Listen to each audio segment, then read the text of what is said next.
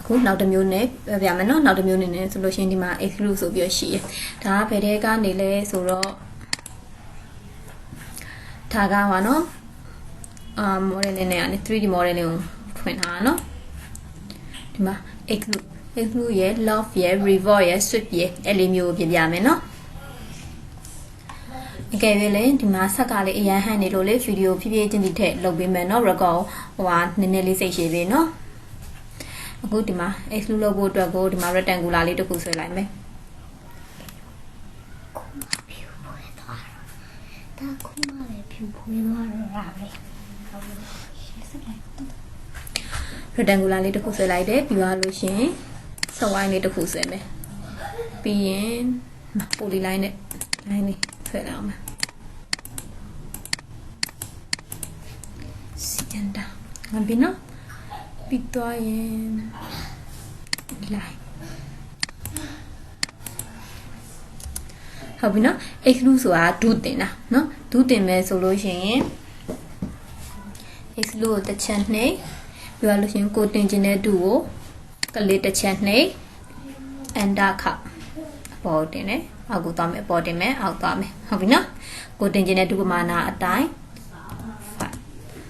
ဟုတ်ပြီနော်အပေါ်သွားမယ်ဆိုလို့ရှိရင်အပေါင်းဘာမှလုပ်စရာမလို file လိုပဲတန်းနှိပ်လိုက်ရုံပဲအောက်ကိုသွားမယ်ဆိုလို့ရှိရင် minus နှိပ်ပြရမယ်နော်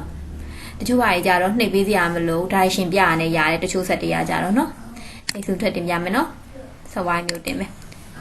enter အောက်ကိုသွားခြင်းနဲ့အဲ့တော့ -5 ဆိုပြီးနှိပ်ပေးရမယ်တချို့ဆက်တရား -5 ဒီ minus ဒီပိုင်းထည့်ပေးစရာမလို direction ပြရနဲ့တန်းပြီးတော့ရတယ်ဟုတ်ပြီနော်တချို့ဆက်တရားတော့မရဘူး exclude လုပ်မယ် select မှတ်မယ် enter ခောက်မယ်ပါခြင်းတို့လားဟုတ်ပြီနော်bin line ကိုဆိုလို့ရှိရင်လည်းတင်လို့ရတယ် exclude လုပ်မယ် select မှတ်မယ် enter ခောက်မယ် line မို့လို့နော်အဲ့ဒါ exclude ပြီးသွားလို့ရှိရင် love ကိုပြမယ်နော်တစ်ခုပြင်တစ်ခုဖြတ်လိုက်မယ်နော်ဆက်လေးမှာဆိုလို့ love ကိုပြမယ် love ကိုပြဖို့အညွှန်းတော့so why is I me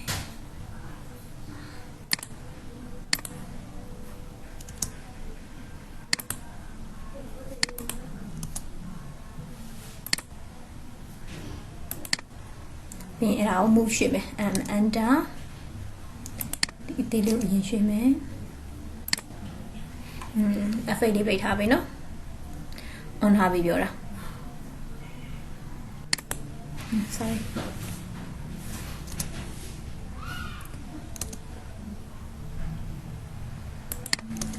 move နဲ့ရွှေ့တာနော်ဒါ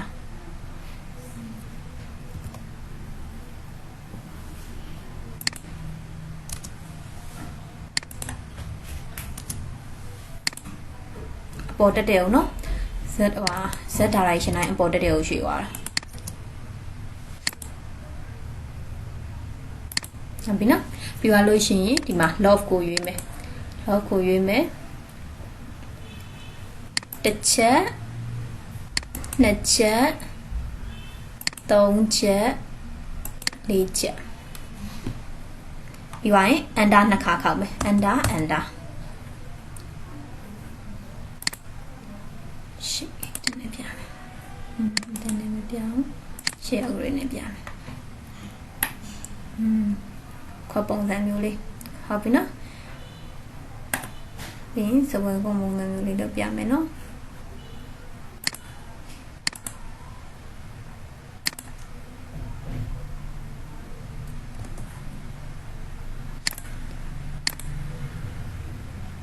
လာလေးတစ်ခုဆွဲမယ်စဝိုင်းလေးတစ်ခုဆွဲမယ်ပြီးရင် move ရွှေ့မယ်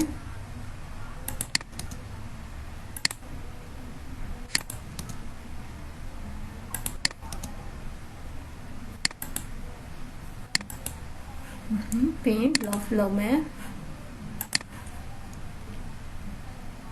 တစ်ချက်နှစ်ချက်သုံးချက် enter ဝယ်ကောင်ပုံစံမျိုးလေးဟုတ်ပြီနော်အခုဒီမှာဆိုလို့ရှိရင်ခွက်ကိုကြည့်လိုက်ခွက်ကအပိတ်ကြီးဖြစ်နေဟုတ်နော်အပေါက်မပေါက်အပိတ်ကြီးဖြစ်နေအဲ့ဒါကိုဆွဲပြမယ်နော်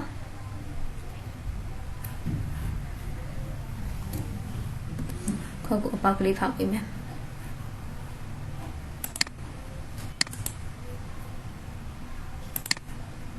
စပ်ပေး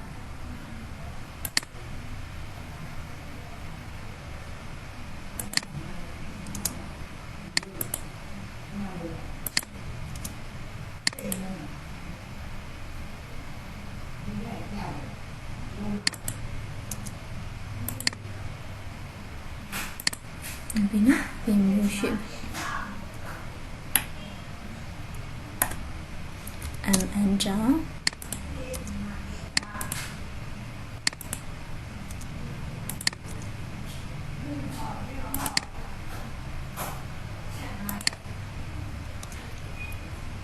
သူကြာတော့အပေါ်ကနေပြီးတော့ဒီနားလေးမှာတစ်ချက်ထားလိုက်မယ်နော်ကိုထားခြင်းတလူမျိုးထားလို့ရရဲ့နော် အပေါ်တက်လေ ကိုစိတ်ကြိုက်ပဲကိုထားခြင်းတဲ့နေရာမှာကိုထားပြီးလို့ရတယ်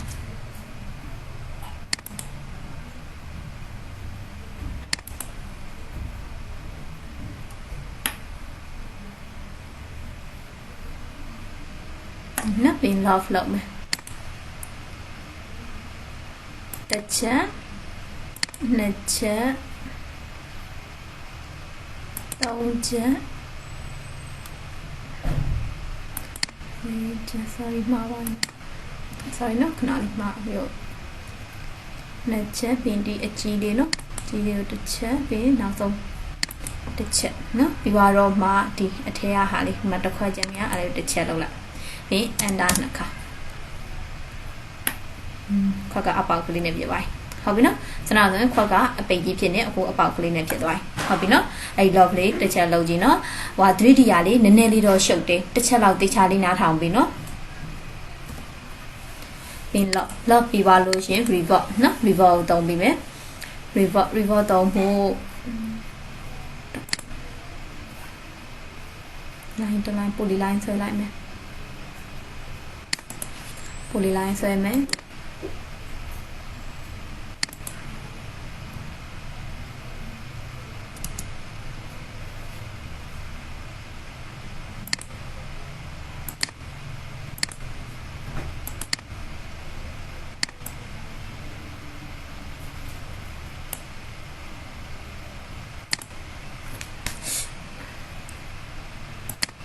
ဆွဲခြင်းလို့ဆွဲလိုက်မယ်နော်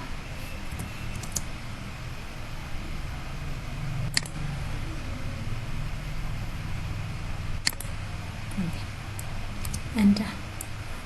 ဟုတ်ပြီနော်ပြီးပါလို့ရှင် 3D view ပြန်သွားမယ်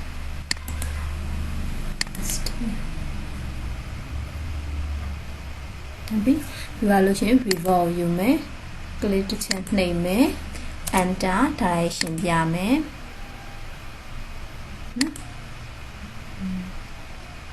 ပြီလားအလုံးလေးအမှမ direction ပြပြလို့ရှင်ကိုလိုချင်တဲ့ degree ရေးမယ်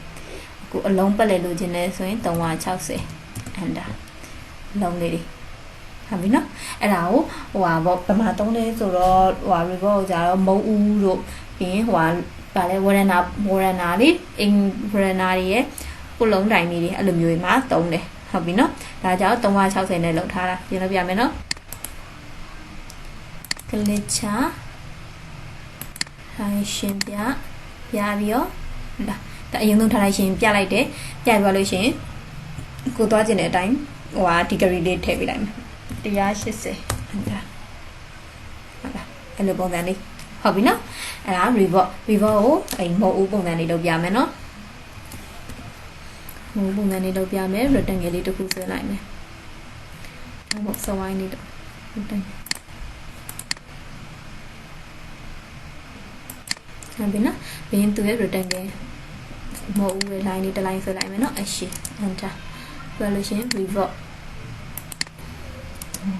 center ကိုယူမယ်နော် direction ပြမယ်ဟုတ်ပြီနော်ဟိုဘက်ကိုသွားလို့ရှိရင်မှနော်ဒါဒီကတပုံဆွဲလိုက်မယ်နော်ဒါကို180 enter ဟုတ်ပြီနော်အဲ့တိုင်းပဲနောက်တစ်ပုံထပ်ဆွဲပြမယ်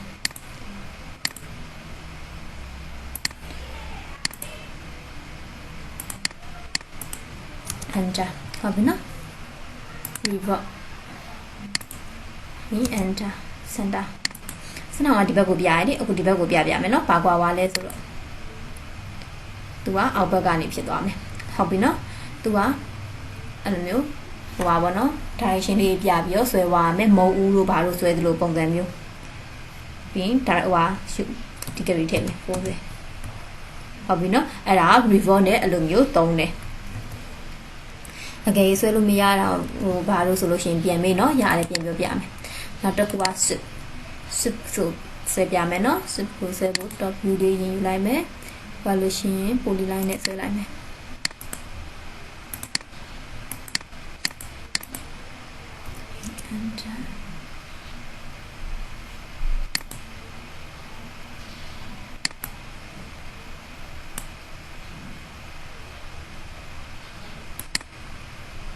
ဒီလိုမျိုးဆွဲလိုက်မယ်နော် polyline နဲ့ဆွဲပြီးသွားပြီဆိုလို့ရှိရင်သူ 3D view ပြန်ပြောင်းမယ်နော်ပြောင်းပြီးသွားလို့ရှိရင်ဒီမှာကြည့်လိုက်ဒီမှာဆက်ဝိုင်းလေးတစ်ဝိုင်းနဲ့အဲ့လမ်းကြောင်းပတ်ချင်တာသူကလမ်းကြောင်းပေးထားတဲ့ဘက်ကိုဒူးတင်တဲ့သဘောမျိုးဟုတ်ပြီနော်အဲဒီဘက်ကိုပတ်ချင်တာဖြစ်တဲ့အတွက်ကြောင့်မလို့ဆက်ဝိုင်းဆွဲမယ်ဆက်ဝိုင်းကိုဒီမျက်နှာပြင်ကိုအဝိုင်းပတ်မှာဆိုတဲ့အတွက်ကြောင့်မလို့ဒီမှာဒီလိုဆိုရင်မျက်နှာပြင်ကအပေါ်ကြီးကိုလှည့်နေအဲ့တော့ Z ကို direction ပြောင်းလိုက်မယ်ဘယ်လိုလဲဒီဘက်ကိုပြောင်းလိုက်မယ်ဟုတ်ပြီနော်ဒီကလို့ရှိရင်ဒီမှာဆက်ဝိုင်းလေးတစ်ခုဆွဲလိုက်မယ်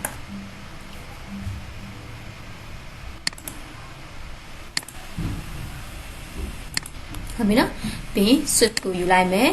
စဝိုင်းလေးကို direction ကလစ်ချမယ် enter နှိပ်မယ်ပတ်မဲ့လမ်းကြောင်းကိုကလစ်ချမယ်ဒီလားဒီပလန်တိုင်းဒူးတင်သွားတာဟုတ်ပြီနော် swift ကကြတော့အဲ့လိုမျိုးသုံးတယ်အဲဆိုလို့ရှိရင်၄မျိုးပဲတင်လိုက်တယ်နော် exclude ရယ် love ရယ် report ရယ် swift ရယ်အားလေးကိုတစ်ချက်ပြန်လေ့ကျင့်ပြီနော်အကယ်မရခဲ့ဘူးဆိုလို့ရှိရင်ပြန်ပြောပြီနော်ပြန်ပြီးတော့ပြန်ပြောပြပေးမယ်နော်မရခဲ့ဘူးဆိုလို့ရှိရင်